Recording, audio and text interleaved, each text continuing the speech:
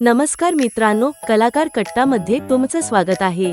आजच्या व्हिडिओमध्ये आपण पाहणार आहोत 6 लोकप्रिय मराठी मालिकांमधील अभिनेत्यांच्या खऱ्या आयुष्यातील जोडीदारांबद्दल खास माहिती।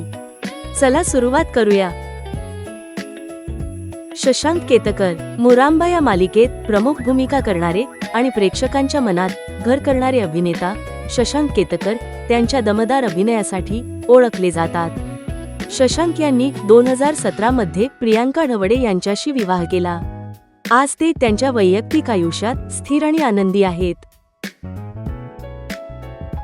आदिनाथ कोठारे। नशीबवान आणि अनेक चित्रपटांमधून लोकप्रिय झालेले अभिनेते आदिनाथ कोठारे हे मराठी इंडस्ट्रीतील मोठं नाव आहे। आदिनाथ यांनी 2011 मध्ये उर्मिला कोठारे यांच्याशी विवाह केला। ही जोडी मराठी इंडस्ट्रीतील सर्वात प्रसिद्ध जोडप्यांपैकी एक मानली जाते। किरण गायकवाड। देवमाणूस मालिकेमध्ये दमदार आणि वेगळ्या भूमिकेमुळे चर्चेत आलेले अभिनेता किरण गायकवाड यांनी प्रेक्षकांना वेगळा अनुभव दिला। किरण यांनी 2024 मध्ये वैष्णवी कल्याणकर यांच्याशी लग्न केलं। त्यांच्या लग्नाच्या बातम्यांनी चाहत्यांमध्ये उत्सुकता निर्माण केली होती। आकाश नलावडे। साधी माणसं या मालिकेतून लोकप्रिय झालेले आकाश नलावडे यांनी त्यांच्या नैसर्गिक अभिनयामुळे प्रेक्षकांची मने जिंकली।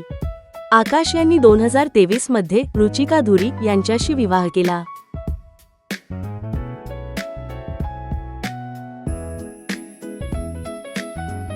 सुमित पुसावळे। घरोघरी मातीच्या चुली या मालिकेतून ओळख मिळवलेले अभिनेता सुमित पुसावळे यांनी 2022 मध्ये मोनिका महाजन यांच्याशी लग्न केलं।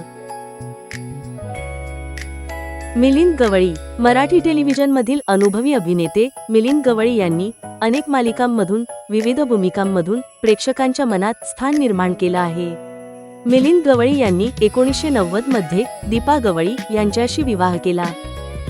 तर मित्रांनो, या अभिनेत्यांपैकी तुमचा फेवरेट कोण आहे आणि पुढच्या भागामध्ये तुम्हाला आणखी कोणत्या अभिनेत्यांच्या खऱ्या आयुष्यातील जोडीदारांविषयी माहिती हवी आहे? कमेंटमध्ये नाव नक्की सांगा। अशाच कलाकारांच्या आयुष्याबद्दल जाणून घेण्यासाठी कलाकार कट्टाला सबस्क्राइब करायला विसरू नका।